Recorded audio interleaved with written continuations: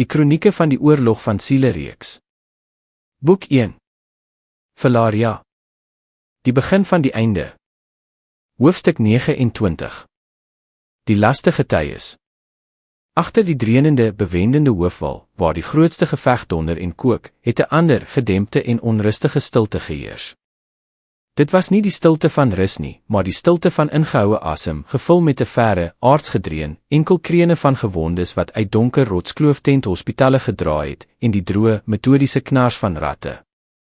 Hier tussen chaos van klippe en nou skeeragtige paadjies wat diep die koude voorgebergte in lei, het die laaste, onberoerde reserve gestaan. Hier het die swak hoop op redding gewoel vir die wat nog uit die doodse greep geruk kon word, vegters met gebreekte ledemate, diep wonde, die wat op hul asem gehakkel het. En hier in die koue skaduwee van hoë, grys, ongevoelige rotse, het die dood self geduldig gewag, en wag vir sy verdwaalde of verswakte prooi. Darryl se gesig, gekerf deur litte, het soos 'n verfrommelde kaart van vergete gevegte gelyk. Elke litte was 'n geskiedenis, elke buiging herinnering aan 'n lem, tand of klou. Die speerwer het doodstil gestaan, soos 'n klipbeeld. Hy was nie net 'n man op sy pos nie, hy was 'n verlenging van die landskap, sy waaksaam en gevaarlike deel. Sy oë, die kleur van verdofte koper met katagtige, vertikale pupille, het die spasie voor hom afgesoek, die noodlottige grens tussen die brullende hoofgeveg en die bedrieglike stilte van die agterhoede. Hy het nie net klippe en skaduwees gesien nie, hy het ligbewegings gesien, die spel van lig op oneffenhede, die geringste verandering in die gewone wanorde. Langs hom, bleek en gekonsentreerd, het Rian gestaan. Die half-elf bloed in sy are het sy gehoor tot 'n ongelooflike instrument gemaak. Hy het nie net geluister nie, hy het die klankweefsel van die wêreld gevoel, elke ritsel van 'n windwaaiende klippie, elke gedrukte kreun, elke onhoorbare verskywing in die drenende simfonie van die verre slagting. Sy eie asemhaling was so stil dat dit amper nie bestaan het nie. En rondom hulle, saamsmeltend met die grys en bruin van verweerde klip, met roes en korstmos, het 24 silose, meganiese wagte gestaan. Hulle gepoleerde staal en koperlywe het die dowwe lig nie weerkaats nie, dit het dit gelyk of hulle dit absorbeer, mat en uitdrukkliks gelaat. Net hulle ronde, optiese sensors het gestadig en ongevoelig geknip, soos klein kole van die hel in 'n metaalbors. Hulle het nie asem gehaal, geknipper, moegheid of ongeduld getoon nie. Soms het hulle ledemate 'n sagte, olierige geritsel en droë klik gemaak. Hulle was soos 'n web uitgesprei, alle moontlike naderings blokkerend, 'n dodelike netwerk. Hulle taak was eenvoudig, duidelik en genadeloos, soos 'n giljotien. Niks lewendigs en vyandigs moes die hospitale bereik nie. Niemand. Geen wese, geen deurbraakork, geen sluipende warg nie. Hulle was die lyste grens, die koue, gevoellose skeiding tussen die wêreld van lyding en hoop in die grotte, en die wêreld van blinde vernietiging buite. Die eerste het regs verskyn van agter 'n hoop bouvalle. 'n Warg. Dit het nie deur 'n oop bres gesypel nie, maar ver omgedraai gebruik gemaak van die verwarring. Sy groen-grys pels was bedek met slijm en opgedroogde bloed. Sy geel, waansinnige oë het gesoek na maklike prooi, gewondes, genesers, voorraaddraers. Dit het vinnig beweeg, laag teen die grond, byna geluidloos, net sy kloue het oor die klip geknars en sy asemhaling het sy opwinding verraai. Dit het reeds die reuk van vrees, pyn en hulpeloosheid geruik. Darryl het nie eers sy kop gedraai nie. Sy koperoë het hul stadige, allesiende pad voortgesit. Hy het net sy vinger effens, amper onmerkbaar, soos 'n dirigent, bewogen. 2 van die naaste spinnekoppe het onmiddellik beweeg. Nie met 'n ruk nie, maar met 'n gladde, ongelooflike vinnige glybeweging. Dit het gelyk of hulle nie hardloop nie, maar net hul plek verander het. Een staallid, dun en hard soos 'n doring, het vorentoe geskiet. Nie vir 'n wyd, kapende hou nie. Vir een presiese steek. Dit het die warg in die basis van sy skedel gesteek, deur spiere, seuninge en kraakbeen, soos 'n verhitte naald deur was. Die gedrogs het op volspoed stilgestaan, al sy spiere het verslap, en dit het op die skerp klippe geval sonder om 'n geluid te maak. Alles het vinnig, skoon gebeur, byna pragtig in sy sielose, absolute doeltreffendheid.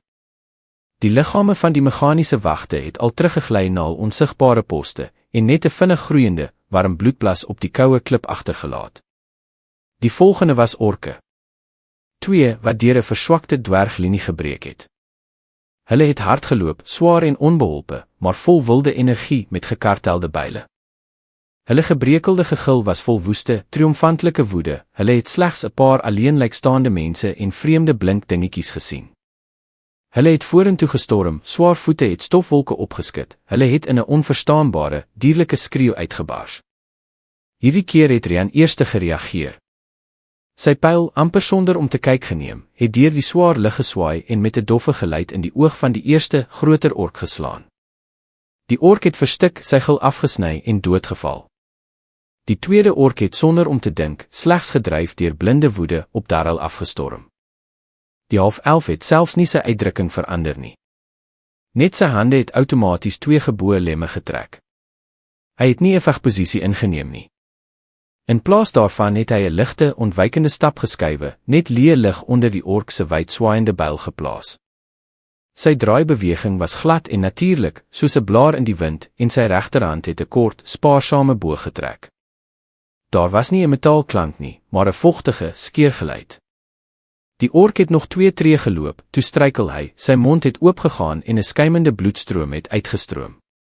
Hy het agteroor geval en die geborrel van bloed in sy afgesnyde keel was sy laaste geluid. Finn het 'n entjie verder gestaan, sy rug teen die growwe, koue rots. Sy jong gesig was gespanne en bleek. Hy het die hoofgeveg dopgehou. Hy het gesien hoe die ou wese gom, in braaid, rotse en skerp spiese opgerig het. Hy het die laaste trotse griffioene en hippogriefe sien val.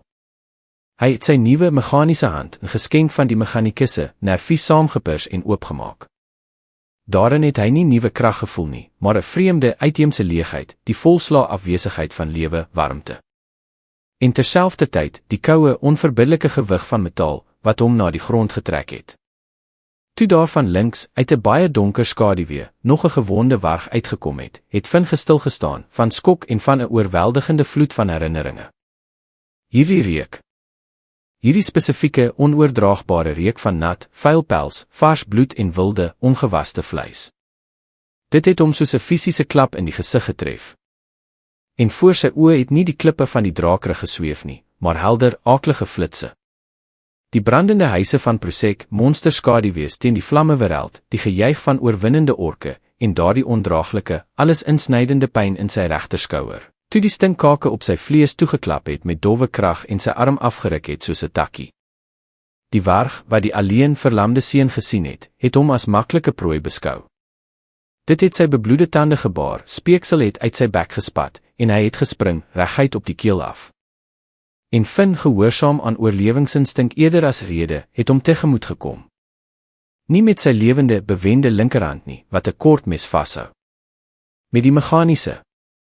Hy het dit vorentoe gestoot, nie soos 'n wapen nie, maar soos 'n skild, 'n knyper, die enigste beskerming tussen lewe en dood.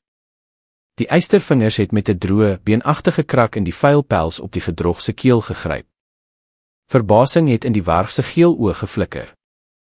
Dit het probeer losbreek, gespartel, maar die vingers, aangedryf deur ratte, het harder toegemaak, met eystersterkte.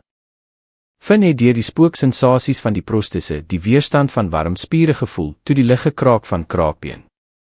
Hy het nie woedend geknyp nie, hy het net gedruk, met koue, metodiese, masjienagtige krag. En hy het opgetel. Sy eie lewende hand en liggaam het gebewe van spanning en skrik, maar die meganiese hand het op sy eie opgetree, met sielose, perfekte presisie. Die warg se voorpote het die lug geskraap, sy agterpote het op die klippe gekrap. Finn het in sy uitpylende oë, vol onverstaanbare skrik, gekyk en nie 'n abstrakte monster gesien nie, maar presies daardie stinkwese wat sy huis, familie, jeug en 'n deel van homself van hom gevat het. Hy het nie geskreeu, geen woorde van wraakheid nie. Hy het net gedruk. Stadig en onverbiddelik, en gesien hoe die vuur in die vyand se oë dof word. Totdat die laaste geborrel verstom het en die liggaam in sy eystergreep slap gehang het. Toe het hy die vingers oopgemaak en die verminkte lijk het met 'n doffe slag op die klippe geval. Hy het na sy staalhand gekyk, waarop warm, rooi bloed gedrup het, en in sy siel was daar geen oorwinning, geen verligting, selfs nie bevredigende woede nie. Net 'n ysige, allesverslindende leegheid. Elrich en Torian het by mekaar gehou, skouer aan skouer, soos 2 jong boompies in 'n storm. Die oorlewende neef van ou Gard en die seun van die kroegmeid van Prosek het mekaar in die chaos gevind. Hulle stil teenwoordigheid was 'n stille ooreenkoms. Om nie te verlaat nie. Toe 'n kort, slinkse ork op hulle afstorm, het hulle nie uitmekaar gehardloop nie. Elrich, steeds met kinderlike vrees op sy gesig, het sy jagmes opgetel, maar sy hand het gebewe. Turian, wat taai geword het na Alina se lesse, het vorentoe gestap, sy maat beskerm en sy vingers het tot bleekheid om 'n opgetelde dwergpyl geklem. Hulle bewegings was onbeholpe, sonder die vaardigheid van ervare vegters, maar hulle het 'n desperaat, tot die laaste besluit gehad. Die ork het sy gekartelde lem wyd opgetrek en sy oor het van voorgevoel geglinster. En op daardie oomblik het 'n dun staalpoot van een van die spinnekoppe hier van die sy af, tussen twee klippe, uitgeskiet. Dit het die ork presies in die slapebeen gesteek, en hy het sonder om te skreeu op die klippe geval. Elrich en Turian het net gestaan en gehug, met wye oë na die silose masjien gestaar, wat net so stil teruggekruip het. Soms het gevaar van die lug afgekom. 'n verdwaaste, dodelik gewonde manticore het met 'n gebreekte vlerk tuimelend voor hulle geval, stof opwerp. Dit was nog lewend, woedend, sy giftige angel het gesoek na 'n laaste slagoffer. Maar voordat dit kon toeslaan, het 4 spinnekoppe dit van alle kante oorval. Hulle het soos staalbloedsuigers gewerk, hulle ledemate was soos dun, skerp skalpelle. Daar was 'n droë kraak van chitin, 'n gekraak van binnepanele. Die manticore het een laaste, verwarde en pynvolle kreun gegee, en 'n oomblik later was daar net 'n misvormde liggaam met giftige bloed. So het hulle hul stil gespanne wag gehou, ver van die hoofgeveg, waar die weegskaal van die lot duidelik en genadeloos teen die bondgenote geswaai het, die stille, allesiende wagdarrel, die sensitiewe half-Elfrian, die leeggemaakte Finn met sy meganiese hand, die saamklittende Elrich en Turian. En hulle sielose, meganiese beskermers, wie se rooi oë in die skemer so sterre van 'n koue wêreld geknip het. Hulle was die laaste, dun maar sterk dam, waarop die vergiftige swart stroom van die hoofwal gebreek het. Hulle het die min redbares gered, diegene met 'n flikkerende vonkie van hoop, wat miskien die einde van hierdie eindelose dag sou haal. En niemand het in al die warboel en lawaai opgemerk waar, wanneer of hoe Elode verdwyn het nie. Die melenaar se dogter, wie se gesig na haar pa en broer se dood 'n ondoordringbare wasmasker geword het net in die chaos opgelos. Sy was nie by die hospitale, die reserve of die voorraaddraers nie. Sy het spoorloos verdwyn, asof die aarde haar verswelg het. Sy het net die bittersmaak van haar onuitgesproke eed agtergelaat en 'n leegte onder die verdedigers van die agterhoede. Haar afwesigheid was 'n klein, maar diep kraak in die wankelende verdediging. Die dwergmuur was nie meer 'n onwrikbare muur nie. Dit was nou 'n lewendige, kreunende wese wat bloed en yster verloor het, maar nog geadem en geveg het. Elke beskadigde skild, elke bloedige byl, was nou die skibbe, vlees en bene van hierdie reusewese. Ogres, blind van woede, het met hul knippels nie net op skilde geslaan nie, maar op koppe en skouers. Elke monsterklap het 'n nuwe bres geslaan. Berserkers het soos wigge in die gelid ingedring, hul kloue het staalplaatjies geskeur soos pap. Die rowwe bergmense het hul dubbelhandige byl geswaai en swak plekkies gesoek. En orke en wargs het soos wurms in elke skeer gesypel. Die lug was dik soos kussie, swaar om asem te haal. Dimran Eysterhand het in die hel gestaan en nie meer bevele gegee nie. Hy het net gekap. Sy donderbuil het op en af geswaai, elke hou het pyn in sy skouers en hart gebring. Hy het gesien hoe Torben Koperbaard val, hoe 'n jong dwerg hom onder 'n berserker se voete gooi en self verpletter word. Die muur het nie net gebuig nie, dit het gekraak. Nog een laaste, woedende golf, en dit sou val. Naby Dimran, soos 'n tweede rots, het Braid kliphard gestaan. Of die ou wese Gom, wat in sy liggaam gewoon het. Sy bewegings was stadig, maar elke swing het onmenslike krag gehad. Sy wit mitrilbyl het nie van vinnige swaaye geblink nie, maar van 'n innerlike glans. Hy het nie woedend gekap nie, hy het spasie skoongemaak met spaarsame, doeltreffende houe. Maar sy ware krag het anders getoon. Toe 'n digte trop orke deur 'n verswakte linie gebreek het Braid een eenvoudige beweging gemaak. Hy het sy hand op die bloedige klip onder hom neergesit. En die aarde het geantwoord. Voor die stormende orke het tientalle skerp klipspitse uit die grond gebars. Dit het die eerste orke deurboor en hulle liggame op hierdie onnatuurlike torings gelig. Die spiese het 'n lae, onbegaanbare versperring gevorm, die aanval gebreek. Dit het nie lank geduur nie, die klip het spoedig verkrummel, maar dit het die uitgeputte dwergs net genoeg tyd gegee om asem te skep. Braid het nie glimlag nie. Sy gesig was 'n ondoordringbare masker, maar diep in sy oë, waar Gom se bewussyn was daar geen trots nie, net 'n swaar, oneindige moegheid. Gork, wat die woedendste aanval by die voet van die muur gelei het alles op sy pad uitgesny, op pad na die hart van die verdediging, na Dimran en Braait. Sy beweging was onverbiddelik. 'n Dwerg wat hom in die been probeer slaan het 'n bliksemsnelle klouslag teruggekry wat sy borskas verbrysel het. 2 ander dwergs wat te hulp gesnel het, is deur sy giftige stert gesteek. Gork het nie versnel nie, nie vertraag nie. Hy was 'n perfekte, sielose masjien geprogrammeer om te vernietig. Sy leë, bloedrooi oë was onafwykend op Braait gerig. Van die kaakiets en sabeltande het min oorgebly. Hulle het tot agter teen die dwerg se skuldige geveg, rug aan rug. Myrsel se gesig was 'n masker van bloed, sy beweginge het hul katagtige vaart verloor. Die wit sabeltand het nie meer soos 'n storm rondgesnel nie, hy het op een plek gestaan, gewond en bloedend, maar steeds 'n laaste bastion. Dimran, toe hy die monsteragtige figuur van Gork sien nader, het sy donderbeiler in beide hande gevat. Braait het langsom gedraai. Die wit metalbuil en die legendariese dwergbuil het mekaar byna geraak. Klip en staal. Die laaste 2 bastions. Agter al die bloedige warboel, op 'n veilige afstand, het die eystersjamaan gestaan en met die kalmte van 'n wetenskaplike gekyk. Sy staf was opgehef, die bloedrooi kristal het gedreun. Hy het gewag.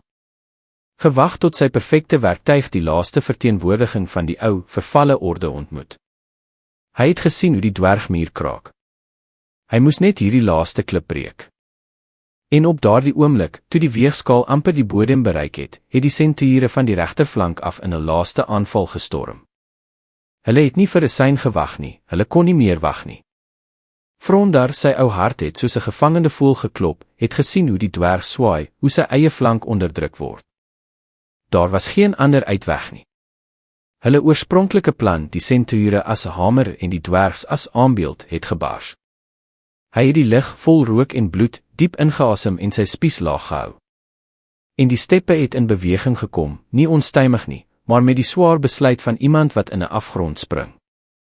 Dit was nie net 'n aanval nie. Dit was die begin van 'n nuwe, verskriklike en tog pragtige verskynsel. Die swaar sentoorwig het vorentoe gestorm met so 'n krag dat die grond onder hulle gestamp het. Duisende liggame het in een organisme saamgesmelt en in 'n wye boog in die flank van die hoofgolf vasgeval. Die effek was verpletterend en amper onmiddellik. Die eerste ry aanvallers het eenvoudig verdwyn, verpletter, vertrap tot 'n bloedige pap onder die gewig van honderde sentoure. Hulle het nie gestop nie. Hulle het deur die vyand se geleedere gejaag soos 'n staalploeg deur los grond. Frondar en sy ervare mense se spiese het met doeltreffendheid gewerk. Alina se pyl het die een na die ander gestuur, elke een het 'n doel gekry. Haar gesig was 'n masker van ysige konsentrasie. Dit was nie 'n taktiese manoeuvre nie. Die sentoure het die gevaarlikste deel van die aanval van sy ondersteuning afgesny. Die ogres wat aan die dwergmuur gevreet het skielik sonder steun gelaat. Hulle aanslag het 'n oomblik gestok. Vir die uitgeputte dwergs was hierdie paar kosbare oomblikke 'n teeglig.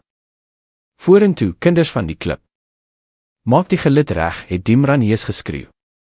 En die dwergs het, met laaste krag, hulle skilde weer gesluit, die ogres 'n hele halwe tree teruggedruk. Dit was nie 'n teenaanval nie, dit was 'n desperaat herstel van die laaste grens.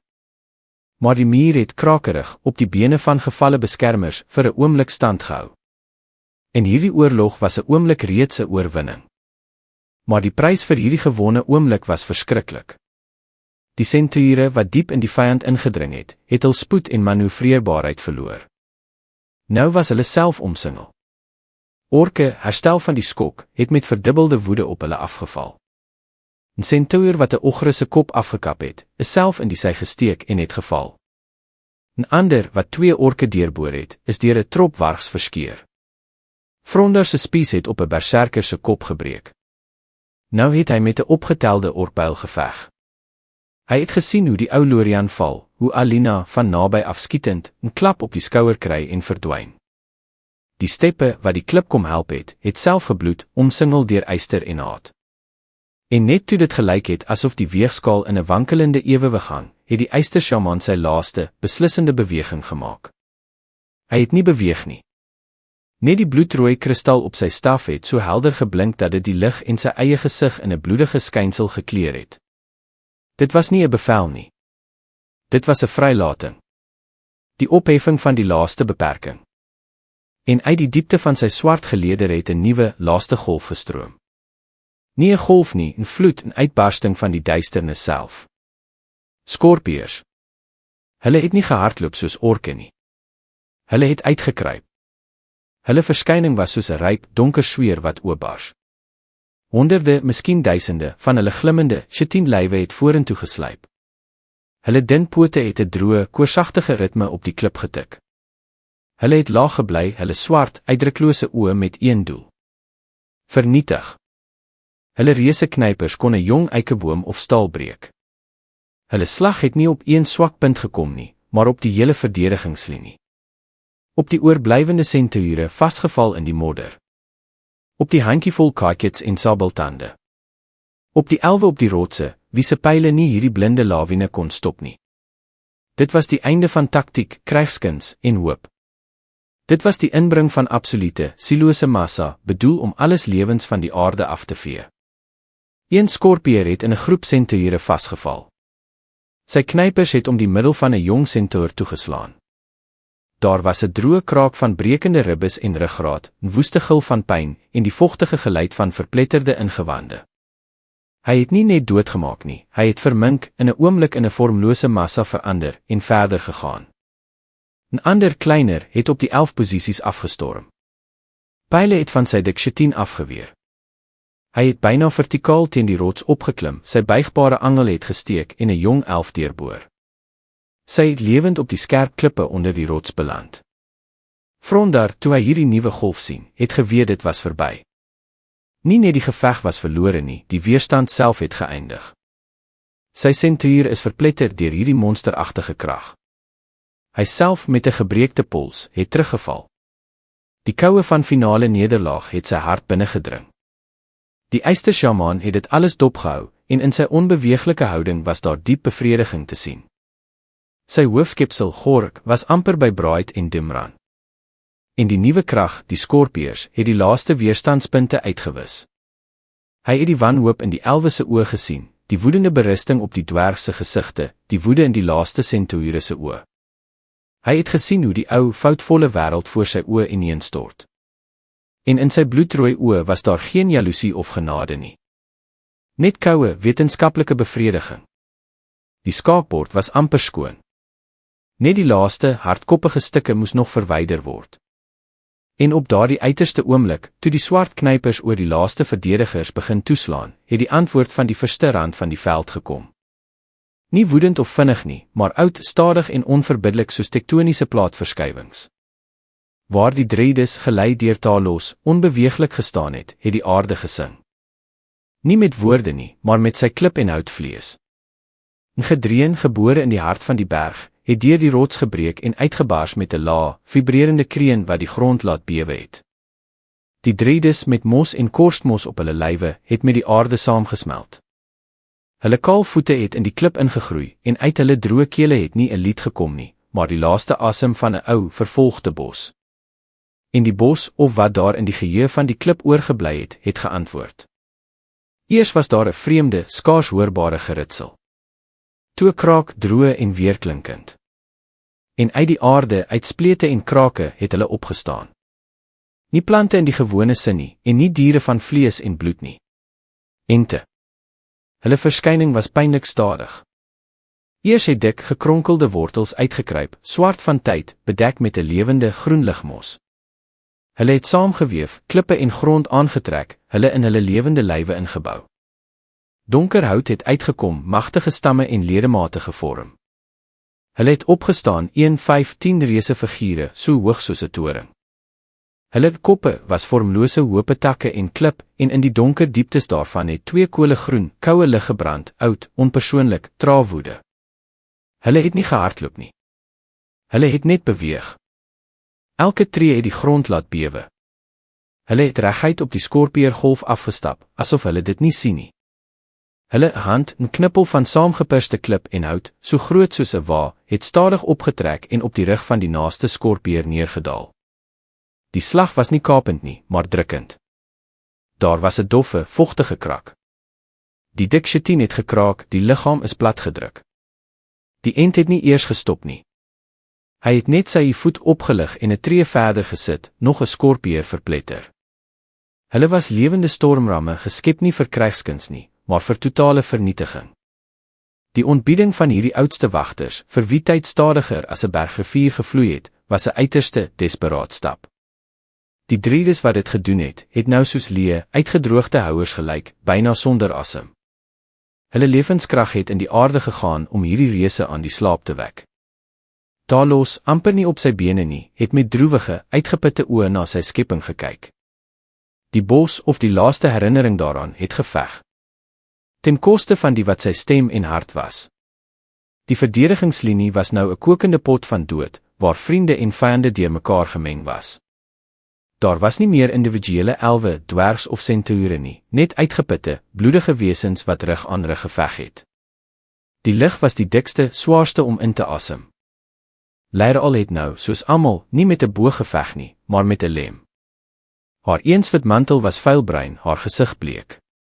Haar fyn elfswaard was slegte gereedskap vir hierdie sirkelvleismolen.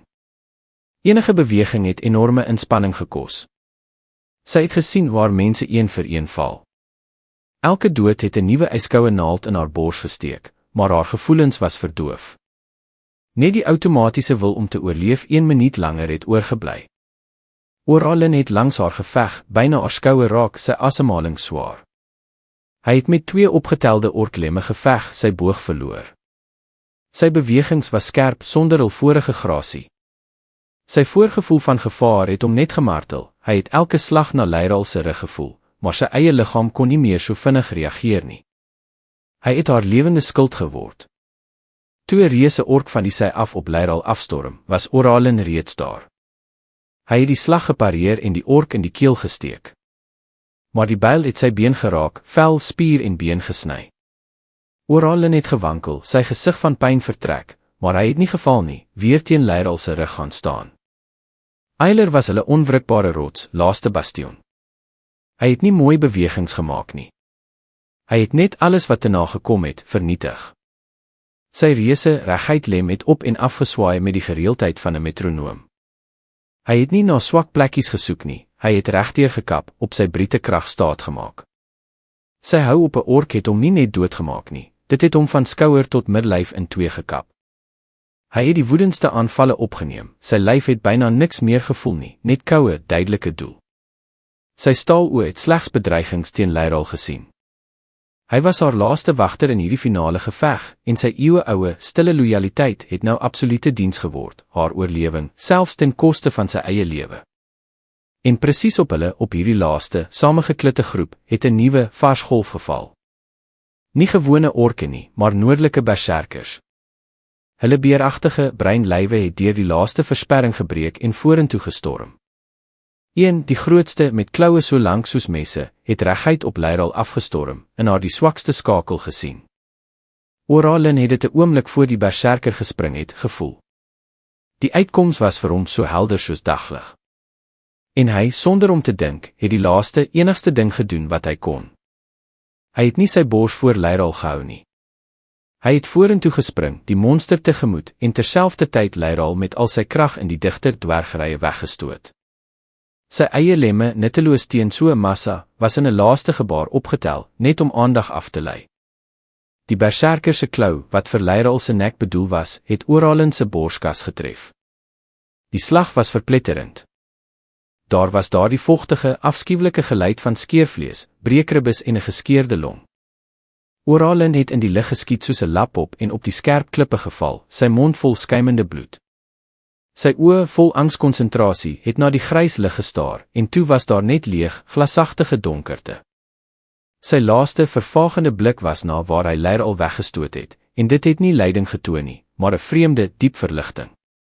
Leiral, weggestoot, het op haar knieë gespring, haar hande op die skerp klippe gesny. Sy het dit gesien. Sy het gesien hoe die lewe haar getroue verkenner verlaat. En op daardie oomblik, terwyl sy van skok verlam was, het 'n ogre op haar geval. Sy knippel was al opgetrek vir 'n laaste slag. Eiler kon nie op 2 plekke tegelyk wees nie. Hy het die 11 meisie gekies, soos hy haar altyd gekies het. Hy het tussen haar en die ogre ingespring, sy swaard en liggaam voor die slag gehou. Die knippel het met 'n korte gil van triomf neergedaal. Eiler het dit met sy lem tegemoet gekom, met al sy krag. Die staal, wat hom eeue lank gedien het, het met 'n hartverskeurende geklingel in 2 gebreek. Die stomp van die knippel het Eiler in die regterskouer en borskas getref. Daar was 'n droë, duidelike kraak, die sleutelbeen, skouerblad en gewrig is tot 'n bloedige mengsel verbrysel. Eiler het nie geskreeu nie, net 'n korte, fluitende uitaseming gegee, en sy reuse liggaam het op sy knieë gesak. Hy het op sy knieë gebly, sy regterarm leweloos, sy gesig wit van skok en pyn, maar sy linkerhand het na sy lang riemes gegryp.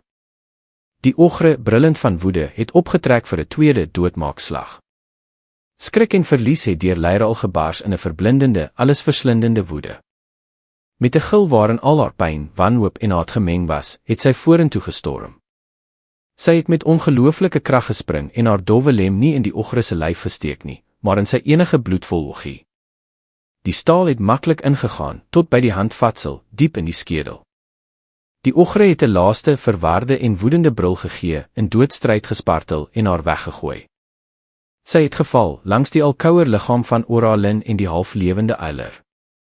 Sy het haar kop opgelig, die hare uit haar gesig gevee. Eiler het na haar gekyk. In sy staaloë was daar iets niets, nie fisiese pyn nie, maar diep, eeueoue moegheid en stil, amper onmerkbare bevrediging. Hy het sy plig gedoen.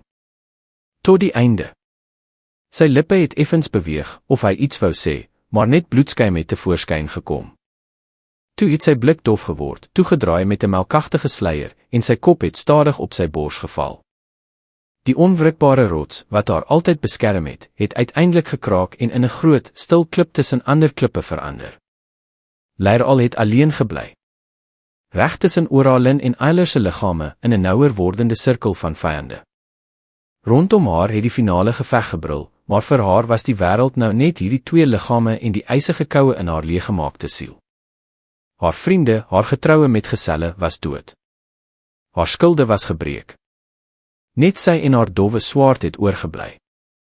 En 'n oneindige leegte, waarin iets niets, aakligs en finaals begin kiem het, nie 'n woedende drang nie, maar koue, absolute, klipvaste besluit, sonder hoop, sonder gedagtes aan die toekoms, slegs lewend in die huidige oomblik en die plig van wraak. Terwyl die geveg rondom haar gebrul het 'n ander, onmenslike stryd plaasgevind, nie 'n stryd van gevoelens nie, maar van wesens self. In die oomblik toe Bright se blik, deur 'n lae muur van klipspitse wat hy met groot moeite opgerig het, die silose, bloedrooi oë van Gork ontmoet het die laaste, desperaat beweging op hierdie skaakbord van die dood plaasgevind. Frondar het 'n kans gesien. 'n Dodelike, enigste, miskien denkbeeldige kans. Terwyl die monster se aandag op Bright was, het sy rug, by die basis van sy stert, minder beskerm gelyk. Die ou centaur het sy laaste krag bymekaar gemaak en vorentoe gestorm. Sy byl het 'n kort boog getrek en met 'n doffe klank in die donker spleet tussen die chitinplate op Gork se rug geslaan. Die chitin het gekraak en groen-swart vloeistof het gespuit. Gork het gesidder. Nie van pyn nie, hy kon nie pyn voel nie, maar van 'n hinder. Hy het sy onverbiddelike voortgang gestaak en met onnatuurlike gladheid omgedraai. Sy bloedrooi oë het Frondar se oë, waarin steppe woede nog gebrand het, ontmoet. En Gork, asof hy verstaan dat hy dopgehou word, dat hierdie klein, swak weerstand 'n laaste les moet wees, het nie net vir doodmaak opgetree nie, maar vir demonstrasie. Sy chitinknyper het om Frondar se bors, net onder sy bors, toegeslaan. Die ou centaur het gesig toe die eystertang saal toegemaak, sy ribbes een vir een breek. Hy het probeer losbreek, maar die krag was onweerstaanbaar. Gork het hom opgetel. Hoog tot by sy eie oë, sodat Bright dit duidelik kon sien. Sodat almal in die hel dit kon sien. Toe het hy net gedruk. Daar was daardie afskuwelike, vogtige krak van 'n lewende liggaam, gemeng met 'n korte, gedempte kreun. Frondar het in die eystergreep geruk en 'n donker rooi bloedstroom het uit sy mond gestroom. Sy blik vinnig dof wordend, het Bright se blik oor die bloedige veld ontmoet, en daarin was geen vrees nie, net diep, oneindige moegheid en iets so stil, hartseer spyt oor ongedane dinge. Toe het die lig in sy ou, wyse oë uitgedoof, soos die laaste koeltjie in 'n vuur. Gorik het sy knyper oopgemaak. Die vormlose liggaam van die ou centaurleier het met 'n doffe slag op die bloedige klippe geval, nou net soos duisende ander lyke. Die monster het stadig terug na Bright gedraai, net soos of hy 'n irriterende vlieg weggeslaan het, en sy volgende, onverbiddelike tree vorentoe na die laaste versperring, die laag klipspitse en die twee figure agter dit. Die dwergkoning en die ou gees in sy liggaam. Die prys vir die centaure se laaste woede was betaal. Nou het die finale, persoonlike ontknoping gekom. Die chaos het nou die agterhoede begin verswelg. Daar was geen veilige plek meer nie. Darryl het nie meer onbeweeglik gestaan nie. Hy het beweeg, sy liggaam soos 'n kat, sy geboue lemme het flitse in die skemer gelos. Maar hy was nie net 'n moordenaar nie, hy was 'n dirigent, wat sy sielose orkes met fyn gebare gelei het. Rian, dodelik bleek, was sy lewende skaduwee en sy onfeilbare pyl. Hulle klein groep, nou met Finn en Elrich en Torian, was die laaste, beweeglike eiland in die opkomende duisternis. Hulle het nie meer 'n grens probeer hou nie. Hulle het probeer om die Dredes, om Talos self, te beskerm, om hulle 'n laaste wonder te laat doen. Maar daar was geen wonders oor nie. Die spinnekoppe het met verskriklike doeltreffendheid geveg. Hulle staalledemate was so selfbesturende spiese. Toe 'n woedende ork op een afkom, het 2 of 3 ledemate hom gelyktydig in die bors, keel en maag gesteek. Hulle het hulle bloedige punte uitgetrek en na die volgende teiken gedraai. Daar, teen die voet van die loodregte rots, in die skaduwee van 'n hoë krans, het die Dredes gestaan. Hulle kon nie beweeg nie. Hulle het lewende offers op hul eie altaar geword. Hulle lywe het uitgeput gelyk. Die oproep en volgehoue onderhouding van die ente het die lewe uit hulle gesuig. Na hulle het Darryl Jees geskreeu. Dit is die laaste ding wat hulle het. Dit is die laaste ding wat ons het te vind. Sy meganiese hand vol warm bloed het net yskoue besluit op sy gesig gehad. 'n Ogre het deur die spinnekop 'n linie gebreek en een verpletter. Finn het 'n tree teruggetree, skouer aan skouer met Elrich en Torian. Elrich en Torian het mekaar vasgehou. Elrich het met sy jagmes gesteek, Torian het hom beskerm. Hulle was swak, onervare, maar hulle desperaatheid het hulle krag gegee. En die lig het ook geen rus gegee nie. Mantikore, wat nou die lig beheer het op die weerloos gewondes en die Dredes afgeduik. Een het in die middel van gewondes geval, sy angel het onderskeidingsloos gewerk. 'n ander het op die Dredes afgestorm. Darryl het dit raak gesien. En hy het geweet hy sou nie op tyd wees nie. Maar Rian was. Sy skerp elfoe het die gevaar eerste gesien. Hy het sonder om te mik geskiet. Die pyl het nie die manticore doodgemaak nie, maar dit in die vlerk gesteek. Dit het vir 'n oomblik van koers afgebring. Een van die spinnekoppe, naby die Dredes, het sy ledemate vinnig verplaas en die manticore in die sy gesteek terwyl dit verbygesweef het. Die wese het gestort en gebreek. Maar die spinnekop self het 'n geweldige slag gekry en omgeval, sy ligte het uitgegaan. In die middel van hierdie sirkel, teen die rots, het 2 gestaan wie se lewe alles nou bepaal het, die Dredes en die ente. Gundiloor, die hoëpriester van die witboom, het self soos 'n ou, droë boom gelyk. Sy hande was vorentoe gestrek en uit sy half oop mond het 'n stil, silwer lig gestroom, nie 'n lied nie, maar die quintessens van elfmagie gerig op die ondersteuning van die Dredes. Dit het hulle uitputtende siele net nog 'n oomblik langer aan die lewe gehou. Naby hom, teen die rots, het Talos gestaan, sy gesig bedek met mos. Hy het nie gesing nie. Hy was 'n lewende kanaal. Deur sy lyf het die woeste krag van die aarde gestroom, wat hy gelei het om die ente te hou. Sy asemhaling was soos 'n kreun en onder sy toe oë het donker vloeistof gedrup, nie bloed nie, maar die sap van ou eikebome, die trane van die klip self. Hierdie 2, die ou elf en die ou Drede, het die lewende, stervende hart van die magie van hierdie wêreld geword. Rondom hulle het die laaste Dredes gestaan of gesit, een vir een uitgegaan soos kaarsvlamme. Met elke dood het een van die ente op die veld stilgestaan en in klippe en hout verkrummel. Darryl in die voorste linie het hierdie stadige uitdowing gevoel. Hy het gesien hoe Rian sy laaste pyl in sy stikkende boog gesit het, maar sy hande het gebewe. Hy het gesien hoe Finn se meganiese hand geknaars het toe hy 'n orkpyl afweer en hy het 'n tree teruggesak. Hy het gesien hoe Elrich en Turian outomaties geveg het, hulle oë leeg. Die spinnekoppe het geveg met die laaste woede van masjiene. Een, omsingel deur 3 orke, het 2 in die keel gesteek, maar die derde het sy byl in 'n swak verbinding tussen die lyf en 'n lid geslaan. 'n Ander het probeer om 'n bres te vul, maar te laat, 'n warg het deurgesypel en in Elrich se been gebyt. Elrich het geskreeu en Turian het die warg se kop geslaan, maar die senings in Elrich se been was deur. En op daardie uiterste oomblik, toe die laaste verdediging soos verrottende lap stikkend gaan, en 3 mantikore op die dreedes afgeduik het, het 'n geluid van die verste kant van die veld gekom. Nie 'n gil of 'n spreek nie. 'n Gedreun. 'n La, alles deurdringende gedreun, wat nie uit 'n menslike keel gekom het nie, maar uit die klip self. Die stem van die klip beledig tot in sy kern. Die stem van Gom, deur die vlees van die wêreld. En in antwoord hierop het die aarde onder die voete van die oorlewende dreedes gesug. Letterlik. Die klip het gebewe en skielik warmer geword, asof 'n slapende son diep binne wakker geword het. En die laaste tieners van die bos het 'n vloed van nuwe, nie hulle eie nie, maar vreemde, ou en ongelooflike krag gevoel. Die krag van die lewende aarde, sy woede en sy pyn. Dit het in hulle ingestroom en hulle 'n laaste, woedende uitbarsting gegee. Hulle uitstervende stemme het in een hees, skore, onmenslike gil uitgebars. En op die gevegsterrein het die ente skielik regop gestaan.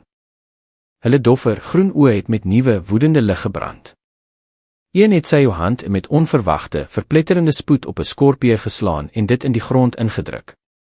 Dit was nie 'n oorwinning nie. Dit was die laaste stuiptrekking van die stervende. Maar dit het genoeg gewees om die staal en chitin lawine nog 'n paar kosbare oomblikke terug te stoot. Om die mantikore 'n oomblik te laat twyfel. En in hierdie bewerkte, bloedige oomblikke het Darrell, toe sy moe oë die uitgeputte blik van Hindiloor ontmoet het, finaal verstaan. Hulle het nie 'n verdediging gehou nie. Hulle het by 'n sterfbed gestaan. Die sterfbed van 'n wêreld, 'n era, 'n hoop. En hulle taak was nie om dit te red nie, dit was onmoontlik. Hulle taak was om dit te laat sterf nie in stilte nie, maar met 'n laaste, woedende brul van wanhoop en uitdaging. 'n Brul wat miskien deur die aarde se are sou dra en gehoor sou word deur die wat later sou kom.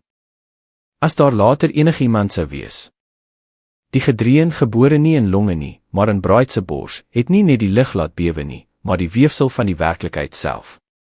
Met elke nuwe oproep tot die klip, elke rotsblok wat op vyandelike geleedere neergeslaan is, het die vlees van die dwerg, die houer van Gom, meer tekens van finale slytasie getoon. Die vel op sy arms, gesig, lyf het met 'n digte netwerk van fyn, van binne liggende krake bedek. Die lig wat deurgekom het, was nie meer wit soos sy mitrilbyl nie, maar dofbloederig.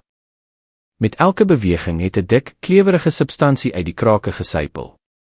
Dit het gelyk of die brose omhulsel by die volgende inspanning sou bars en die ou gees van die aarde in blinde woede sou uitbars.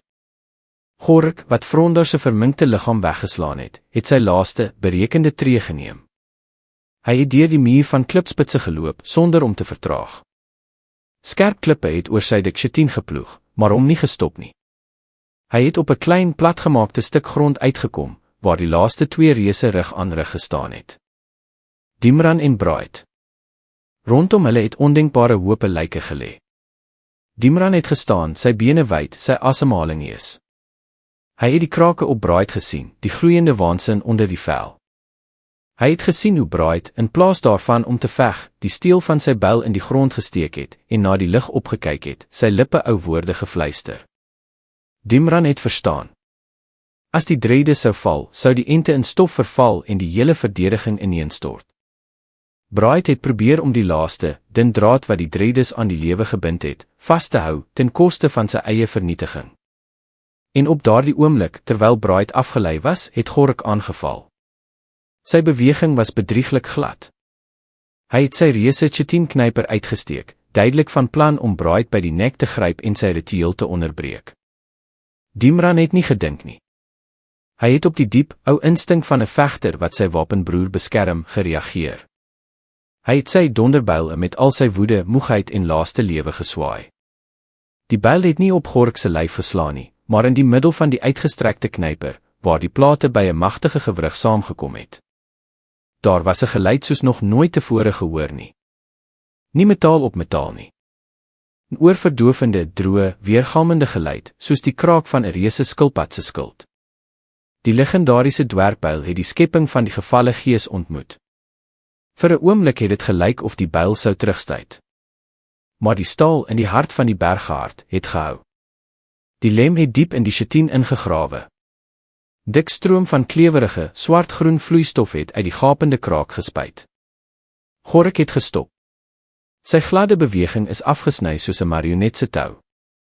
Sy leë oë het vir 'n kort oomblik na Dimran gedraai.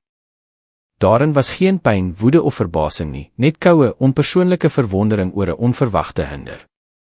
Sy gewonde knyper het in die lug gehang. En op daardie kosbare, deur Dimran se laaste kragte gekoopte oomblik, het Bright sy stil, aaklige oproep voltooi. Hy het nie geskreeu nie. Hy het net uitgeasem. En uit sy bors, deur die netwerk van liggende krake, het 'n klont van suiwer, woeste, oerou krag van die aarde uitgebars. Dit het nie na Gorik gevlieg nie. Dit het af in die bloedige klippe onder sy voete gegaan, en soos ondergrondse weerlig deur die are van die draakrug na die Dredes gejaag. Dit was die laaste, desperate stamp van die stervende hart van die planeet. Toe, asof hy 'n swaar gewig afgegooi het Bright stadig na Gorik gedraai. Sy oë, waarin niks meer van die ou, hardkoppige dwerg Bright Kliphard was nie, maar net die bodemlose, ou, allesverslindende woede van Gom, het die leë, gloeiende oë van die sjamaan se skepping ontmoet. Die wit buil, ook bedek met liggende krake, het met 'n verblindende, bloedrooi goue lig geblink. Maar Gorik, sy gewonde knyper ignorerend, het anders opgetree. Sy buigsame, giftige stert het soos 'n kruisboogskoot van agter sy rug uitgeskiet. Nie na Bright nie, na Dimran. Die sjamaan, wat van ver af gekyk het die eenvoudige waarheid verstaan. Maak die koning dood, en die wil van die laaste verdediger sal breek. Die skerp angel het na Dimran se rug gejaag, terwyl hy sy byl uit die chitinkraak probeer uittrek het. En Dimran het dit gesien. Nie met sy oë nie, sy oë was op die vyand. Hy het die yskoue, doodsgewende asem agter sy rug gevoel. Hy kon op sy spring. Hy kon op die grond val. Hy kon nog 'n paar oomblikke oorleef. Maar hy het Bright gesien, gereed vir sy laaste slag. Hy het gesien dat Bright net een oomblik, een kort, nie afgeleide oomblik nodig het. En Dimran Eysterhand, die hoëkoning van die dwergs, het sy laaste, bewuste keuse gemaak. Hy het nie oorgesprong nie. Hy het skerp gedraai. Nie om die slag met sy byl af te weer nie, om dit op te vang. Hy het sy magtige bors, beskerm deur sy beskadigde wapenrusting, voor die vliegende angel gehou. Die giftige punt het met 'n doffe, metaalagtige slag presies in die middel van sy borsplaat geslaan. Die dik staal het nie deurgebreek nie, dit het gekraak en na binne gebuig. Maar die monsteragtige krag was genoeg om hom te laat val. Dimran het soos 'n gevelde eikeboom agteroor geval, en op daardie oomblik het die angel, uit die deek gegly, hom in die boonste deel van sy been gesteek. Dimran het gesig, kort, gedemp, meer van verrassing as pyn. Sy liggaam is dadelik deur 'n ysige, vinnige verlamming gekluister. Hy het gelê, nie in staat om te beweeg nie, die grys lig bo hom sien, en die koue, dodelike gif voel wat na sy hart kruip. Maar sy oë, nog helder, was op Bright gerig, en daarin was geen vrees of spyt nie, net stil, haastige verwagting. Doen dit. Nou, Dimran het op die koue klippe gelê, en die wêreld het vir hom vernou tot 'n smal strook loodgrys lig en die brandende koue wat van sy wond af na sy hart gekruip het. Hy het nie skerp pyn gevoel nie, net toenemende, onverbiddelike swaarte, asof sy liggaam stadig in koue, dooie klip verander. Die geluide van die geveg het gedemp geklink. Hy het gesien hoe Bright se gesig oor hom gebuig het, maar dit was nie meer 'n gesig nie, dit was 'n ou gesig, bedek met 'n netwerk van liggende krake. In sy oë was daar diep, bodemlose droefheid, die droefheid van die klip self. Gorik het sy angel uit Dimran se been getrek met 'n vogtige geluid en na sy nuwe teiken gedraai. Sy gewonde knyper het slap gehang, maar die res van sy monsterlyf was gereed. Hy het 'n tree vorentoe geneem, sy 10 voete het oor die klip gekrap. Die bloedrooi lig in sy leë oë het helderder geblink, reguit op Bright. Daar was geen haat of triomf in daardie blik nie, net koue, onverbiddelike doelgerigtheid. Maar Bright het nie sy byl opgetrek vir 'n teenhou nie. Hy het dit stadig laat sak, die stiel in die grond gesteek, en sy bene wyd geplant soos die wortels van 'n ou eikeboom. Sy hande het plat op die growwe klip gelê, en op daardie oomblik het hy opgehou asemhaal, of eerder, sy asemhaling het opgelos in die stadige, diepe gedreun wat uit die draakrug opgekom het. Die aarde onder Gork se voete het gebewe. Eers effens, toe sterker. Krake, dun en swart soos 'n spinnekopweb van die dood, het van Bride se voete af weggehardloop, veral na die plek waar die monster gestaan het. Die lig het skerp geryk na gekraakte klip en ou, mif lig. Gork het probeer om 'n tree vorentoe te sit, maar sy swaar voet het vasgeplak. Chitin het oor die rots gekrap, maar kon nie beweeg nie. Rondom sy bene het gryserige, vogtige tentakels van lewende rots uitgekruip. Dit het sy bene bout middel omvou met 'n sagte, vogtige geritsel. Gork het gespartel, maar die kliptydskakels het net harder toegemaak. Chitin het gekraak. Bride het onbeweeglik gestaan, deel van die landskap. Die lig uit sy krake het nou aaneenlopend gestroom. Dit het gelyk of sy vlees deurskynend geword het, plek gemaak vir 'n klont van sypere energie. Hy het nie van Gork af weggekyk nie, en in sy blik was daar geen triomf nie. Net oneindige, tot in die kern moeg besluit. Gom, het iemand van die sterwende dwergs gefluister, en die ou naam het geklink nie as 'n roep nie, maar as erkenning. As 'n laaste gebed. En toe het Bride, of wat daarvan sy bewussyn oorgebly het, sy laaste, finale beweging gemaak. Hy het nie geswaai nie. Hy het net sy reuse vuiste stadig saamgepers, asof hy twee onsigbare, styfdraad toue vasgehou het wat na die brandende hart van die berg gestrek het. Die kliptentakels om Gork het skielik in woeste, chaotiese beweging gekom. Hulle het nie net saamgepers nie, hulle het gedraai, gewikkel, in die chitinpanser ingedraai met die krag van tektoniese verskywing. Die gewonde knyper, al slap, het met 'n droë krak afgebreek. Die stert met sy giftige angel het in 'n laaste poging gespartel, maar nuwe lisse van klip het dit na die grond gedruk. Gork het nie geskreeu nie. Maar sy monsterlyf het onder die alles verpletterende druk stadig begin verander. Chitinplate het na binne gebuig, gekraak. Uit skeure het dun, swart strome stinkende vloeistof gespuit. Sy bloedrooi oë het helderder en desperater gebrand, maar selfs hierdie onnatuurlike lig het begin verdof, verswelg deur die klip. Bride het gestaan, en met elke oomblik het die liggende krake op hom uitgebrei. Dit het gelyk of hy self in 'n standbeeld verander, binne in 'n ondergrondse brand. Hy het al sy wil, die wil van die ou gees, die wil van die aarde, die wil van al die gevalle, in een punt saamgevat. In Gork. En toe was daar 'n geluid wat vir 'n oomblik die hele hel omstil gemaak het. Nie 'n harde slag nie. Dof, alles verslindende, vogtige krak, soos die verplettering van 'n reuse inseknis. Die kliptydskakels het 'n laaste keer toegeslaan. Die chitinpanser het nie gekraak nie, dit het platgedruk tot 'n vogtige, vormlose massa. Die bloedrooi lig in die leë oë het 'n laaste keer geblink, 'n kort, woedende flits, en toe vir altyd uitgegaan. Van die shaman se skepping het net 'n vormlose hoop oorgebly. Die kliptentakels het gestil gestaan en toe begin verkrummel. Bride het onbeweeglik gestaan. Die lig uit sy krake het verdof soos die laaste kole in 'n koue vuurherd. Hy het stadig met ongelooflike moeite sy kop na Dimran gedraai. Hul blikke het mekaar oor die lyke ontmoet.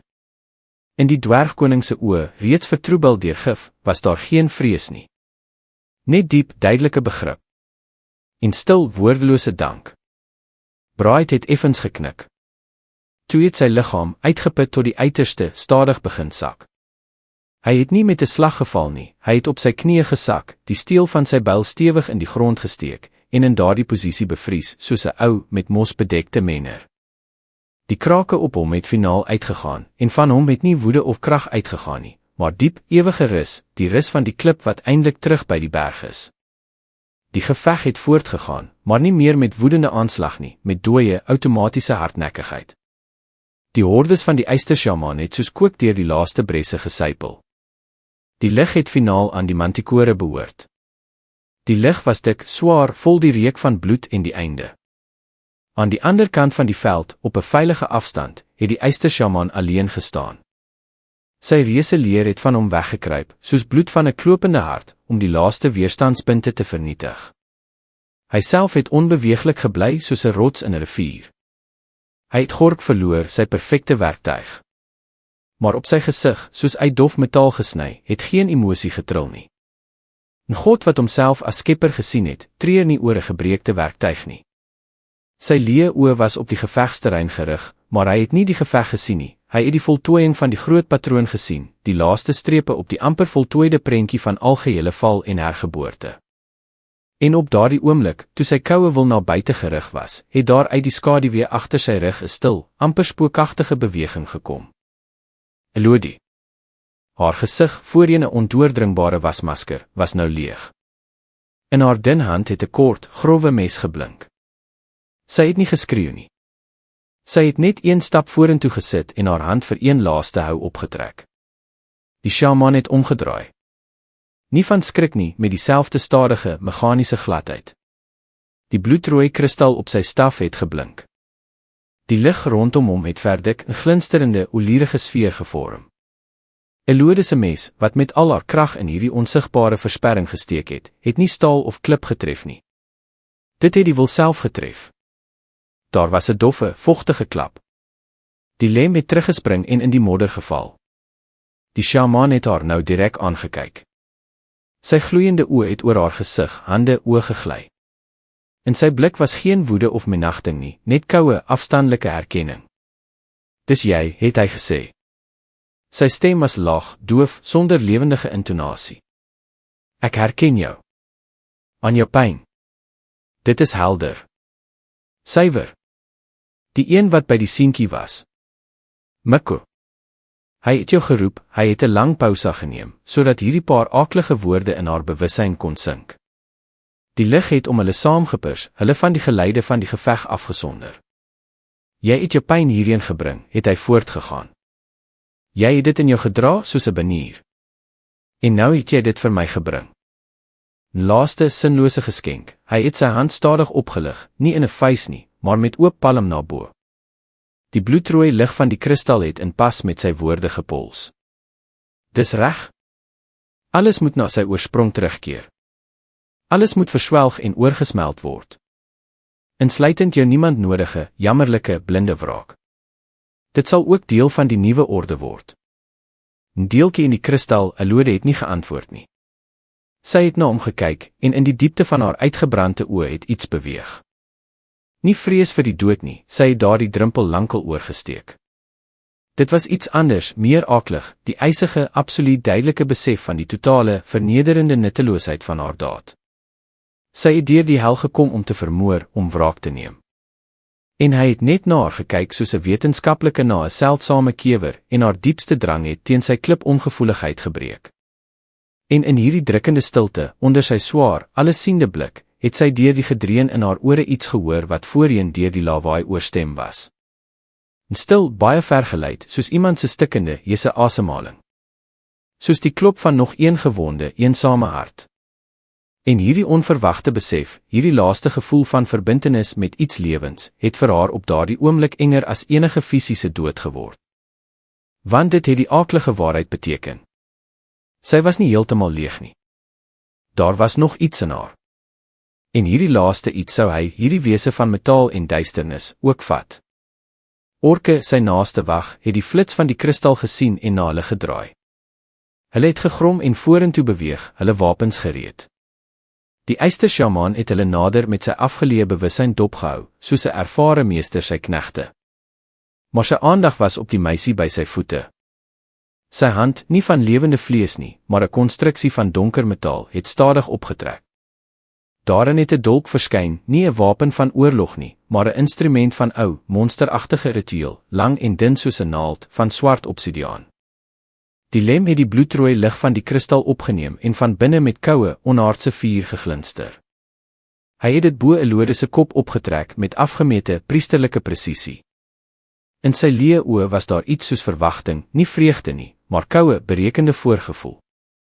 Nog 'n siel, uitgebrand tot diamanthardheid, sou sy kristal se versameling aanvul. En op daardie oomblik, toe die obsidiaanlem begin val, het 'n tweede skaduwee uit die skaduwee gebars. Dit was nie stil soos Elodie nie, maar skerp, desperaat. Elodie is hard weggestoot en het in die modder beland. Die lig waar haar kop was, is deur die rituele dolk gesny. Naby haar, tussen haar en die sjamaan, het Mirshal geland. Hy het op een knie geval, sy uitgeputte lyf het van pyn gebewe. Uit sy droë keel het geen geluid gekom nie. Maar agter hom, met 'n lae gegrom, het iets groot en wit verskyn. Die wit sabeltand. Sy pragtige pels was vol vars wonde. Een voorpoot was gebreek, maar sy bleekblou oë het met 'n onuitwisbare lig gebrand. Hy het oor Elodie en Mirshal gaan staan, hulle met sy lyf beskerm, en sy tande was op die sjamaan gerig. Dit was nie 'n uitdaging nie, dit was 'n verklaring. Om hierdie twee aan te raak, sal jy eers deur hom moet gaan. Die sjamaan het vir 'n oomblik gestil gestaan. Sy bloedrooi blik het van Mirshal na die sabeltand gegly. Die orke was naby, hulle asemhaling, reuk, wapengekletter was 20 tree weg, wat in sulke oomblikke soos ewigheid gevoel het. Mirshal, sonder om van die sjamaan af weg te kyk, het beweeg. In sy bewegings was daar geen spoor van vorige vaardigheid nie, net dierlike funksionaliteit. Hy het Elodie nog verward by die hand gegryp. Sy vingers, so sterk soos wortels, het om haar dun pols geklem. Staan op, het daardie aanraking gesê. Hy het haar op haar voete getrek, sonder om haar tyd te gee om te dink. Donker, vochtige kol op sy sy het van 'n verborge wonde getuig, van sy laaste krag. Maar daar was geen tyd om daaroor te dink nie. Hy het na die wit sabeltand gekyk. Geen woorde, geen sy nie, net 'n oombliklike, stil ooreenkoms, gebore uit gemeenskaplike nederlaag en haat. Mirshal het Elodie na die groot dier gestoot. Spring op was nie gespreek nie, maar in die hardheid van sy gebare. Elodie, eintlik deur die skok gebreek, het op blinde instink gehandel. Sy het in die dik pels aan die sabeltand se sy gegryp. Die dier het effens geskuif, sodat sy op sy rug kon klim. Mirshal het agter haar geklim, en sy hand het weer om haar skouer geklem, nie vir troos nie, maar om nie af te val nie. Die wit sabeltand met sy vrag het omgedraai. Sy gewonde poot het gebewe, maar het nie gebuig nie. Hy het nie gehardloop nie, hy het na die kant toe gespring, weg van die sjamaan en die sluitende ring van orke, kragtige, ongelooflike vinnige spronge.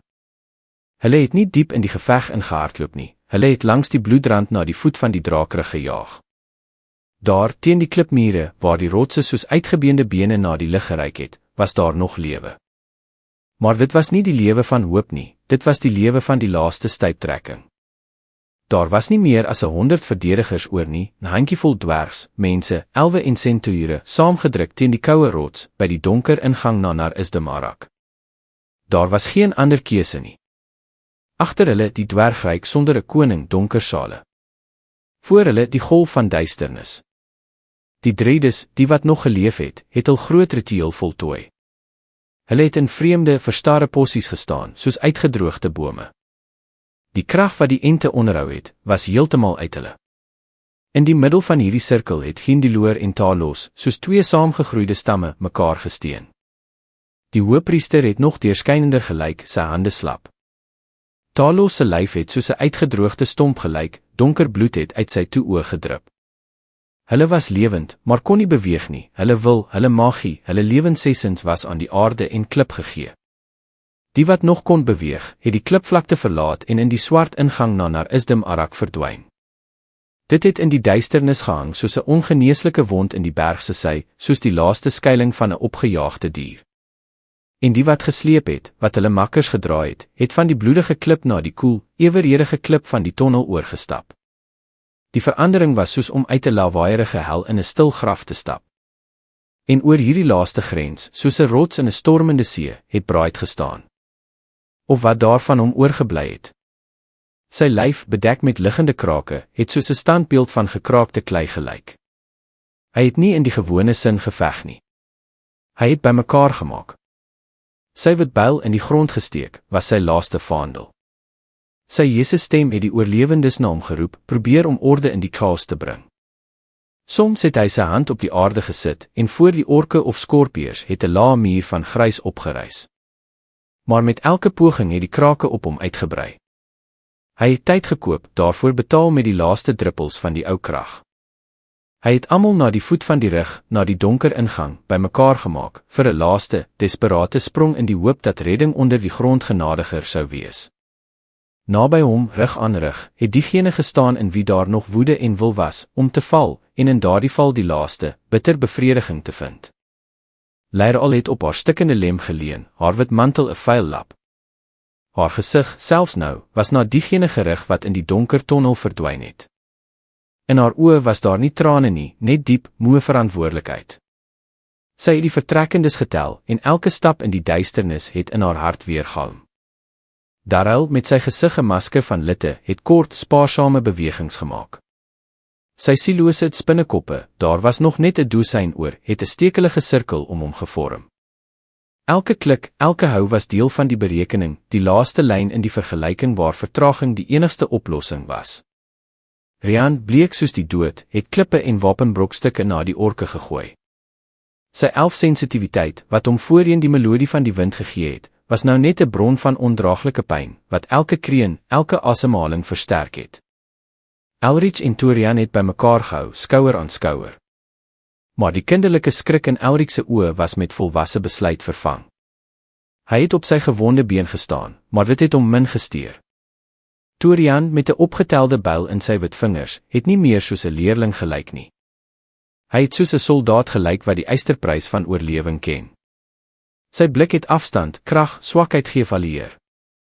Finn se meganiese hand het geknars, alles in sy eystergreep gebreek. Maar in sy blik, bo die vyande uit, was daar nie leegte of woede nie. Net koue, eenvoudige begrip van die taak. Om te staan. Tot 'n sekere sein, tot 'n sekere punt. Alina, met haar gebreekte skouer, het in die menigte na bekende gesigte gesoek, na die laaste van haar steppe. Haar lippe het gelykloos beweeg, soos in gebed. En hulle was nog lewend. Die ou sentoor Rotar, gewond, het op 'n stuk spies geleun. Chiron en Saber, met identiese wonde, het saam geveg, hulle bewegings doeltreffend. Hulle moes onthou. En dit was swaarder as om te veg. Hulle moes Dimran onthou, wat daar op die veld gelê het, naby die verslaane gorp. Hulle moes Frondar onthou, wat verpletter is. Hulle moes Oralin en Eiler onthou, wat geval het om Leiral te beskerm. Hulle moes die duisende dwergs, die trotse elwe, die hippogriefe, die griffioene, die Dredes onthou, van hulle het min oorgebly. Bright het sy laaste kruimels wil bymekaar gemaak, nie sy eie nie, maar van al die gevalle van die aarde self, en iets geskreeu, nie 'n woord nie, maar 'n lae, ondergrondse kreun wat elke klopende hart verstaan het. Dit was die sein. Die laaste een. Die geluid van die einde wat ook 'n bevel was. Leiral het 'n laaste, vinnige blik op die veld gegooi, die lig vol yster en asem ingeasem, en in die swart keel van die tonnel gestap, Rian saam met haar. Darryl het 'n kort, sissende bevel aan die spinnekopper gegee, en hulle het teruggekruip. Finn, Elrich en Torian het gevolg. Die sentore het teruggetree, agteruitgeloop, hulle laaste vergorde probeer behou. Bright was die laaste een. Hy het omgedraai en sy gekraakte gesig het na die gewondes gerig wat nie kon beweeg nie. Hulle het hom met wye oë aangekyk. Hulle kon nie gehelp word nie. Hierdie kennis, eenvoudig en aaklig, het swaarder as die berg op sy bors gelê. Hy het een van hulle, 'n ou dwerg met 'n grys baard, in die oë gekyk. Die dwerg, alles verstaan, het net stadig geknik en sy oë toegemaak. Toe het Bright, soos 'n rotsblok wat van die berg afval, in die duisternis van die tonnel gestap. Sy reuse skaduwee het die laaste lig van die sterwende dag vir 'n oomblik geblokkeer, en vir die wat buite gebly het die wêreld finaal in duisternis gedompel. Die sterkstes van die oorlewendes, Darryl, die hygende Rotar, nog 'n paar dwergs, het die voorbereide, verswakte pilare omgegooi. Daar was 'n gedreun, nie 'n geluid nie, maar 'n fisiese gevoel, asof die aarde self in stuiptrekkings bewe het. Die gewelf het met 'n gebrul ingestort, dik stofwolke opgegooi, die ingang vir altyd met klippe en grys toegestop. Die lig het heeltemal verdwyn. Die geluide van die geveg het gedemp, soos uit 'n ander wêreld, uit 'n vorige lewe. Hulle eie wêreld het vernou tot die donker tonnel, die reuk van vars klip en bloed, die asemhaling van makkers en die ondraaglike gewig van die geheue. Die geheue van almal wat aan die ander kant van die ineenstorting gelê het, dood en sterwend, vir altyd onder die koue, stilose lig van die draakrug. Die stilte na die ineenstorting was enger as enige gebrul. Dit was dik soos watte in ore en siel. Daarin was net die asemhaling van die lewendes, swaar, vol pyn en 'n stil vraag. Hulle het in die volslae duisternis gestaan, en net die dowwe lig van fakkelhouers op die tonnelwande het die tyle uitgehaal. Die glans van staal, geel verbande, wye, moe oë. Hulle was lewend. Dit was 'n feit, eenvoudig soos 'n hamer op aanbeeldslag. Maar die prys van hierdie lewe, hierdie volgende tree in die berg se ingewande, was binne in elke een gegraveer, nie in syfers nie, maar met 'n lys name, gesigte, laaste blikke en onuitgesproke woorde. En terselfdertyd, op 'n hoë heuwel, het die Wit Sabeltand se rug die laaste eiland van redding in die geveg geword. Hulle was net 500 tree van die rug af toe die aarde onder die dier se pote van 'n diep gedreun bewe het. Uit die donker ingang na Nar Isdim Arak het dik, grys stof opgestyg. Die wolk het soos die laaste asem van 'n reuse dier in die stil lug opgestyg. Mirsal, wat 'n lode styf teen hom gedruk het gevoel hoe die Sabeltand se lyf bewe. Die dier het stil gestaan, sy warm asem het wit wolke in die koue lug gemaak. Die pad was gesluit. Nie vir 'n rukkie nie. Vir altyd. Die kliprop was nie net 'n versperring nie, dit was 'n grafsteen op 'n era. Van die hoë heuwel af kon hulle die hele nuwe wêreld sien. Die wêreld van die Eystersjamaan. En in die middel daarvan, soos 'n swart son in 'n wêreld van wreedheid, het hy self gestaan. Mirsal en Elode kon nie beweeg nie. Daar was nêrens om na toe te vlug nie. Hulle kon net kyk. En hierdie aanskou was marteling. Hulle eie wonde het geseker, maar die pyn was niks in vergelyking met die bitterheid van absolute magteloosheid nie. Hulle kon niks doen nie. Maar solank hulle harte klop, een met yskoue woede, een met uitgebrande leegte, solank hulle oë sien, was daar hoop. Dun brose hoop dat hierdie getuienis self 'n wapen sou word. En daar was baie om van getuig te wees. Die groot oes het net begin. Die orke, ogres en wargs het op die veld rondbeweeg, die gewondes afgemaak met afskuwelike, alledaagse wreedheid. En toe was dit sy beurt. Die sjamaan het stadig oor die veld geloop, soos 'n eienaar wat sy lande na oorstroming inspekteer. Sy donker figuur het by elke nuwe eiland van lyding stilgestaan. Hy het sy staf met die bloedrooi kristal na die voorkop of slaap van die sterwende gedraai. En toe het daar iets gebeur wat Mirsal se bloed laat verkil het. Uit die sterwende se mond, wonde, selfs oë, het 'n dun straaltjie lig getrek, die laaste flikkering van die siel. Dit het na die kristal getrek, daarin ingesuig met 'n lewende gesis. Die kristal het vir 'n oomblik geblink, swaarder gelyk.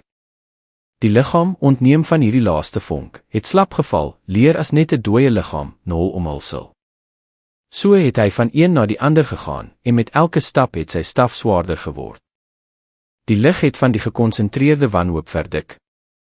En sy pad het hom na die plek gebring waar Rindeloor en Talos, soos twee gebreekte bome, mekaar gesteun het. Hulle was nog lewend. Hulle asem het nog hulle borskasse beweeg. Maar die lewe in hulle was nie hulle eie nie, dit was die stadige uitdowing van 'n kaars. Orke het hulle omring, maar het nie nader gekom sonder bevel nie. Die sjamaan het voor hulle stilgestaan. Sy bloedrooi blik het van die een edel gesig na die ander gegly. Hier was nie net 'n siel nie.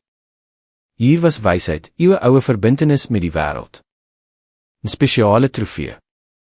Hy het nie gehaas nie. Eers het hy na Talos gegaan. Sy eysterhandskoentjie het die drede se ken gegryp, sy kop laat agteroor val. Talos het nie weerstand gebied nie. Sy oë, soos ou, stowwerige smaragde, het deur die sjamaan heen gekyk, na iets in die lug. Die sjamaan het die punt van sy staf nie na die voorkop gedraai nie, maar na die drede se bors, waar sy hart moes klop. Die kristal het helder geblink, maar nie vir onmiddellike absorpsie nie. Hy wou nie net vat nie, hy wou eers breek, ontheilig. Hy het 'n fyn gebaar gemaak. Twee groot orke het uit die ring gestap. Die eerste het die lem van sy byl teen Talos se nek geplaas. Die tweede het sy byl opgetrek, gereed vir 'n verminkende hou. Daar was 'n slag, nie metaal nie, maar 'n doffe krak, soos die kraak van 'n nat eikeboom. Talos het nie geskreeu nie. Net 'n heese uitaseming het uit sy lippe gekom. Die tweede slag het in sy borskas gekom, 'n vogtige skeur geluid. Die derde in sy maag. Dit was nie 'n teregstelling nie, dit was metodiese verminking. Die vlees onder die houe was nie rooi soos by mense nie, dit was donkerbruin, visselagtig soos ou bas, en het dik, taai vloeistof gesypel. Die reuk van verrotte blare en ou hout het opgestyg. Mirsal, wat Elode se hand so hard vasgehou het dat haar vingers gekraak het nie weggekyk nie. Elke slag het in hom weer geklink. Hy het gesien hoe die lig in Talos se oë stadig uitgedoof het. Elode het geprobeer om weg te draai, maar Myrshal het haar gesig hard teruggedraai. Geen woorde nie, net sy onverbiddelike blik het gesê, kyk. Onthou. Moenie wegdraai nie. Toe daar van Talos net 'n vormlose hoop oorgebly het, het die sjaman sy staf weer opgetel. Hy het die kristal na die bloedige mengsel gedraai. En toe het die siel van die drede nou nie meer 'n stroom van groen krag nie, maar 'n donker, swart-groen waas, vol pyn en vernedering, uit die oorblyfsels getrek en in die kristal ingesuig. Die kristal het vir 'n oomblik met 'n vuil, moerasagtige lig geblink. Toe het hy na Gindilor gedraai. Die hoëpriester het alles gesien. Sy gesig, vol rimpels soos bergkloof, het onbeweeg gebly, net die hoeke van sy oë het vochtig geword. Hy het nie probeer om op te staan nie. Sy hande het onbeweeglik op sy knieë gelê, sy blik in die verte, asof hy die skaduwees van sy bos sien. Hierdie keer het die sjaman 'n gebaar na die ogres, soos hoop 'n grys klip gemaak. Een, die grootste, het agter Gindilor gaan staan.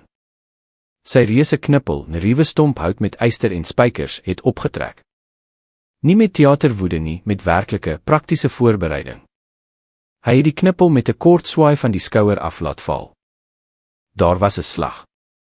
Dof, allesverslindende slag, soos 'n reuse kliphamer op 'n sandsak. Gindilor se liggaam het nie verskeer nie, dit is platgedruk, in een oomblik. Sy ruggraat het stilgebreek, sy borskas het ingesak, en die pragtige bouwerk van vlees, been en gees het op sy geval. Bloed het stadig uit elke pore en geskeurde aar gesypel, sy wit klere donker gemaak. Die stilte na die slag was absoluut. Selfs die orke was onderdruk deur die eenvoud van hierdie vernietiging. Toe het die sjaman na wat oorgebly het gegaan. Hy het die punt van sy staf na die platgedrukte bors gedraai. En daarvandaan, onder die gebreekte bene en vlees, het die siel van die hoëpriester begin skei. Dit was silwer, suiwer en deursigtig soos ryp, en in die stil lig het 'n amper onhoorbare afskeidmusiek geklink. Maar in die hart van hierdie glans het 'n skaduwee gebewe, die swart weerklank van die slag, vir altyd in sy ewige lied ingeskryf. Die kristal het ook hierdie ontheiligde suiwerheid ingesuig. Sy bloedrooi glans het vir 'n oomblik wit geblink, soos die lig van 'n dooie ster, voordat die gewone kleur dit weer verswelg het. Myrshal het alles gesien, elke detail. Hy het elke geluid, elke reuk, elke laaste blik in hom opgeneem. Dit was nie passiewe aanskou nie, dit was 'n eed, stil en aaklik, in sy siel gegraveer met die gloeiende yster van suiwerheid. Hulle kon niks verander nie. Hulle was siegstoeskouers. Maar solank hulle asemhaal, solank hulle oë brand met hierdie kennis, was daar hoop. Nie hoop op redding nie, hoop op vergelding. Die prys vir alles wat gesien is, moes betaal word. En hy, Myrshal, een van die laaste lewende getuies, sou alles doen om te verseker dat in die rekeningboek van die wêreld geen skuld van die ystersjaman onbetaald bly nie. Hy het nie meer gesê nie, maar sy hese fluistering, deur sy tande, was so duidelik soos 'n bevel. Kom sy hand, wat al die tyd Elode se skouer soos ystertang sal vasgehou het oopgemaak. Sy het die koue, asof 'n deel van haar vel afgeskeer is, gevoel.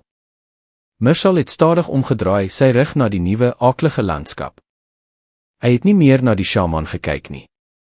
Sy blik het oor die horison gegly, na die ooste, die suide en vir my die weste, waar die elwe met hulle wêreld van liedere geval het. Die wit sabeltand, die beweging op sy rug voel, het 'n doffe gegrom gegee. Hy was swaar gewond, sy wonde het op die koue lig gerook, sy pels was vuil van bloed. Maar in sy bleekblou oë was daar net moe, dierlike berusting. Hy was die laaste skakel van 'n groot ketting. En daar was niks meer om te beskerm nie, behalwe hierdie twee gebreekte wesens op sy rug. Elode het gedwee haar kop na Myrshal gedraai. Haar blik, glasagtig, het oor die kliphope gegly wat die ingang vir altyd toegestop het, oor die alleen figuur van die sjaman, oor die lae lig. In haar siel was daar nie woede of wanhoop nie. Net 'n uitgestrekte, koud leegte, en daarin het een woord geklink. Onthou, en sy het onthou. Elke geluid, elke reuk, elke skakering van wreedheid is in hierdie yskoue binnekamer verseël. Myrshal het eers beweeg, sonder om te kyk. Hy het na die rotsagtige hellings, weg van die rokende slagveld, gehink. Die sabeltand het hom gevolg, sy reuse pote het bloedige afdrukke op die klip gelaat. Elode het laaste geloop, haar voete het outomaties beweeg. Die hele wêreld het vir haar vernou tot Myrtle se rug, die sabeltand se pels, die klip onder haar voete. Die res van die wêreld, met sy gevalle helde, vertrapte hoop, nuwe eysterorde, het agtergebly. Dit het nie verdwyn nie, dit het net die agtergrond geword, die aardelike werklikheid waarin hulle moes bestaan. Hulle het nie as oorwinnaars weggegaan nie, en nie as vlugtelinge nie. Hulle het as getuies weggegaan. Die laaste lewende getuies van die ou wêreld. En in hierdie feit van hulle voortbestaan het hulle nuwe enigste doel gelê. Om te oorleef. Om te onthou. En om 'n manier te vind om dit te vertel, om te verseker dat dit nie weer gebeur nie.